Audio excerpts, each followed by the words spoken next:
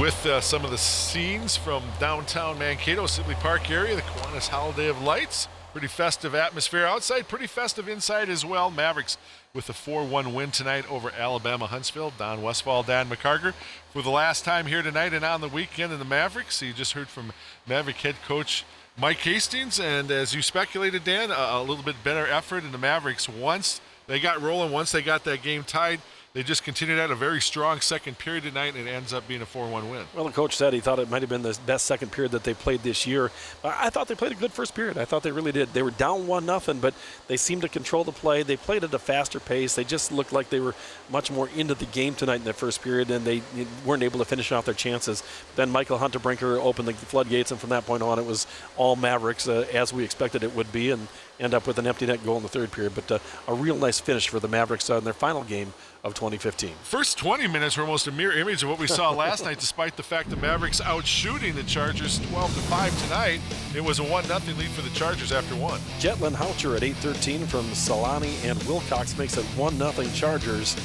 Just like has happened to Mavericks so many times this year, just a little wrister that I think Pulaski would probably like another chance at, but doesn't get that opportunity. So we'll jump to the second period. Michael Hunterbrinker will get the Mavericks all tied up here. Nice play.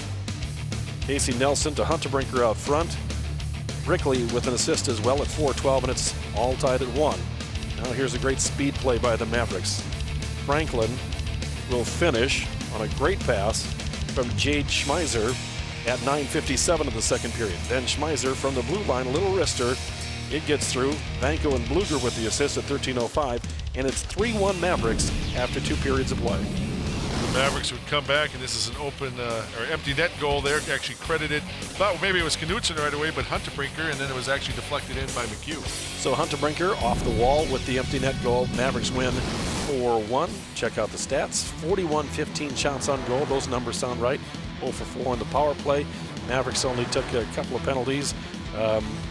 38-21 face-offs, so a pretty good night overall for the Mavericks, and they get the big 4 points that they wanted for the weekend.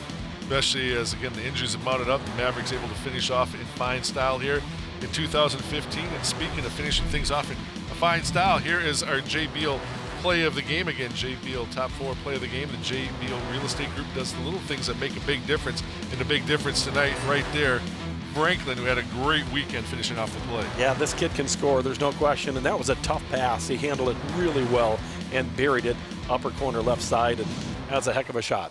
Let's also, we have one more second here. We can take a look at some of the out-of-town scores from around the WCHA, as well as those of a magnitude of importance here in collegiate hockey around the country. Bowling Green holding serve up in the third. Michigan Tech over Superior, as you would expect, 6-2. Northern Michigan over Ferris, 3-2 in overtime. Alaska Anchorage getting underway. North Dakota leads UMD in the third. St. Cloud up big over Denver in the second. Other scores in the third, the Gophers lead Michigan by a goal after getting blown out last night. Wisconsin with a much-needed victory, 3-0 tonight. Western Michigan over Colorado College. Boston gives Quinnipiac their first loss of the season. St. Lawrence beats Vermont, and Holy Cross over Bentley in overtime, 2-1. And again, our final score tonight, 4-1, Mavericks with the weekend sweep.